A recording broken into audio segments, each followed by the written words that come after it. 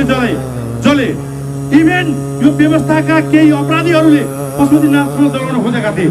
यो देशमाथि राजा नभएपछि यति ठुलो अपराध हुने रहेछ।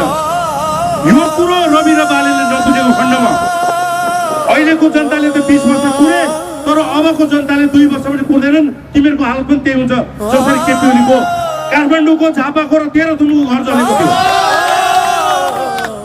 इतिहासमा राजतन्त्रको महत्त्व नबुझ्ने कोही पनि नेता, कोही पनि जनता, कोही नेपाली हुन सक्दैन। जसले राजालाई गाली गर्छ त्यसले आफ्नो बाउलाई मारेको हुँदैन, त्यसले बाउलाई गाली गरेको हामी ठान्दछौँ। किनकि यो राष्ट्र 1200 घरधुरीबाट अभियान छेडेका 18 वर्ष जेन्जी राजा पृथ्वीनारायण शाहले जब सुरुवात गरे त्यसबाट हामीले 2224 हुँदै अङ्ग्रेजसँग युद्ध लडेर बचाएको देश हो, चाइनासँग युद्ध लडेर बचाएको देश हो, बनाएको देश हो। अनि यो देशका भ्रष्ट नेताहरूले नेपाल खान्छु भन्ने सपना देखे होला। खबरदार गर्न चाहन्छु। बङ्गलादेशमा एकजना हिन्दूलाई यस्तो तर्फै मारियो, बार मारियो, एकचोटि मात्र होइन बार मारियो। त्यसको बारेमा बोलेको थिए, धेरैले हेर्नुभयो। एकदम सबैले सपोर्ट गर्नु भएको छ त्यो मेरो जुन बोलीलाई, धेरैले हेर्नुभएको छ। त्यसैले अब हिन्दू धर्म जरुरी छ, यो सबै मासिसक्यो। त्यत्रो हुँदाखेरि चाहिँ एउटा यहाँ नेपालमा कोही पनि बोलेन, कोही पनि देशभक्ति कसैलाई पनि देखिएन कि यहाँ। यस्तो पनि हुन्छ आफ्नो धर्म बचाउनको लागि हामी निस्किने हो कि होइन त, निस्किन पर्यो त। त्यसैले हाम्रो धर्म एकदम मासिएको अवस्था छ है, एकदम मासिएको अवस्था छ। त्यसैले यो धर्म जोगाउनलाई, हाम्रो वेशभूषा, हाम्रो चाहिने अस्तित्व जोगाउनलाई पनि हामी बाटोमा आउनुपर्छ भन्न चाहन्छु। तपाईँहरूको साथ लागेर हामी चुनावमा जानेछौँ। यदि तपाईँहरू विदेशबाट चलेको होइन भने, विदेशबाटै चल्नु भएछ भने यो चुनावमा तपाईँहरू जानु भनेको अर्थविहीनको चुनाव हो। यो चुनाव 21 गते हुँदा पनि हुँदैन। चुनाव यदि भयो भने यो देशको लास्ट चुनाव हो। म ग्यारेन्टी साथ भन्न सक्छु यो देशमा लास्ट चुनाव गराएर देशलाई किरियामा फसाउँदै छ सुशीला कार्कीले।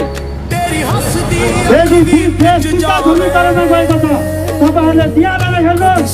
राष्ट्र पुनर्वादी पुनर्स्थापना गर्ने यसले गणतन्त्र एक दुई गरेर 2 दुर्गमा गएको छ।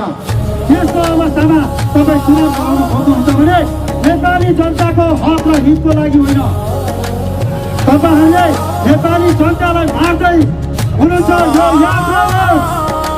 यसै ठाउँबाट हरेक ठाउँका नेताहरू भन्न चाहन्छु म। राजावादी युवाहरू देशभक्त नेपालीहरू जाइसकेका छन्। हामी कमसेकम बटम लाइनको रूपमा हामीले 2082 सालभित्रै राजतन्त्र स्थापना गर्ने अवरोध लिएका छौँ। त्यो जसरी पनि गरेर छोड्छौँ भन्ने एउटा प्रतिबद्धता जाहेर गर्छौँ। सच्चिनेहरू सच्चिहाल, नभए जेन्जीको जुन आन्दोलनबाट तिमीहरूले क्षति बिहोरेका छौ नि, त्यो बेला हजारौँ गुणा बढी क्षति बिहोर्न तयार भएर बस्छ। किनकि हामी माथो बोकेर अगाडि बढेको छौँ। यो देशको अभिभावकलाई जसरी पनि राजनीतिमा राख्ने अठोट लिएर अगाडि बढेको छौँ। हामी त पछि सर्दैनौँ। झुक्ने तिमीहरूले हो। त्यो राजासँग झुकेर 5 बुँदे सहमतिलाई कार्यान्वयन गराएर राजाको इच्छाअनुसार राजालाई राजनीतिमा राख्ने अभियान अगाडि छेड हामी आन्दोलनै गर्दैनौँ। अन्यथा 2082 साल हाम्रो अन्तिम बटम लाइन हो। हामी यसै गरी जसरी साइबा शक्तिका अध्यक्षले भन्नुभयो नि, हामी अहोरात्र खटिएर मेहनत गरेर जनतालाई बुझाएर जनताको चाहनामा राजतन्त्र स्थापना गर्ने अभियानमा छौँ। त्यो गराएर छोड्छौँ। जय राष्ट्रवाद। यदि त्यो थिएन भने मैले तपाईँहरूलाई भन्न चाहे यो कुरो तपाईँहरूकै मुखबाट निस्केको कुरा हो। राज संस्था हिन्दू धर्म, सनातनी हिन्दू धर्म भएसम्म देशमा उन्नति हुँदैन भनेर तपाईँहरूले नै बोल्नु भएको थियो। आज कहाँ गयो? म यो तपाईँहरूलाई चुनौती दिन चाहन्छु। आज 20 वर्षसम्म हिन्दू सनातनी हिन्दू धर्ममा राजा नहुँदा तपाईँहरूले कुन ठाउँमा कसरी विकास गर्नुभयो, जनताको अवस्था कस्तो छ हेर्नु भएको छ। तपाईँहरूले अहिले गाउँ जान सक्नुहुन्न। तपाईँहरूले सबै जनताका छोराछोरीलाई विदेश जान बाध्य बनाइएको छ।